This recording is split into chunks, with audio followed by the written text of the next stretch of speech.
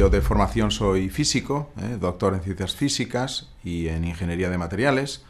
Estuve trabajando un tiempo en la industria y a continuación pues me marché a Francia, donde estuve 6 años trabajando en el Instituto Nacional de Ciencias Aplicadas. Posteriormente ya me incorporé a un grupo del CSIC en el año 1993 y desde entonces he ido creando un grupo de investigación propio, primero en materiales cerámicos avanzados y ya desde el año 96-97 en materiales nanoestructurados.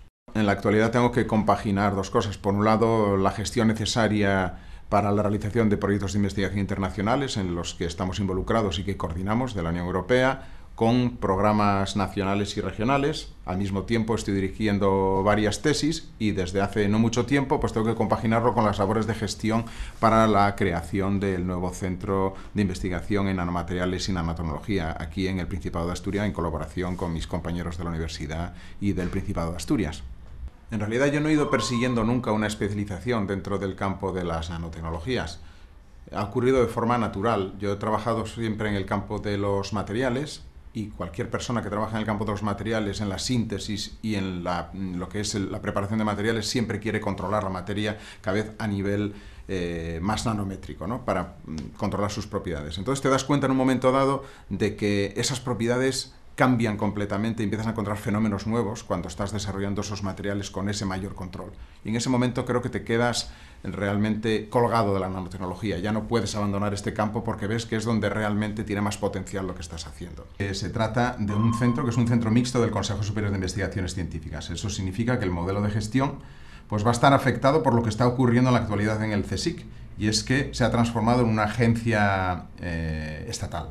Y eso significa pues, que el CSIC tiene que hacer un contrato de gestión con el Ministerio de Ciencia e Innovación, y esto a la vez implica que cada uno de los centros tiene que hacer un plan estratégico donde se compromete a obtener una serie de resultados concretos y que se tienen que poder medir, y a cambio vamos a pedir pues, una serie de puestos de trabajo, un apoyo a nivel de infraestructuras, un dinero directamente para poder investigar. Nuestro compromiso realmente es facilitarle la vida a los investigadores para que se dediquen a lo que saben y bien lo que son buenos, que es investigar. Uno de los objetivos del centro no puede ser otro que el de rápidamente intentar que los resultados propios y ajenos se lleven de alguna manera a la industria, en forma de productos. Pero también hay que tener en cuenta una cosa: la nanotecnología tiene un componente de ciencia básica importantísimo, de ciencia básica que hay que conocer para desarrollar nuevas cosas.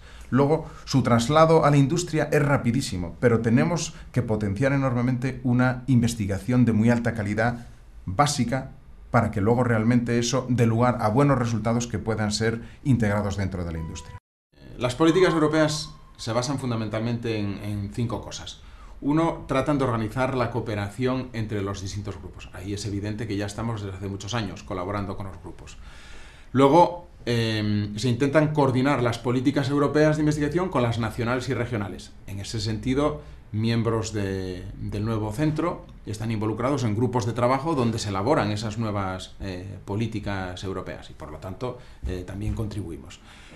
Luego está el fomento de la creación de redes de equipo que consiste en grupos de investigación que están en distintos países y que forman ya casi, diría, laboratorios virtuales de trabajo. Siempre al final se forma una serie de estructuras que están por encima de las propias instituciones, que se hacen por amistad entre grupos de trabajo, al final, que tienen objetivos comunes.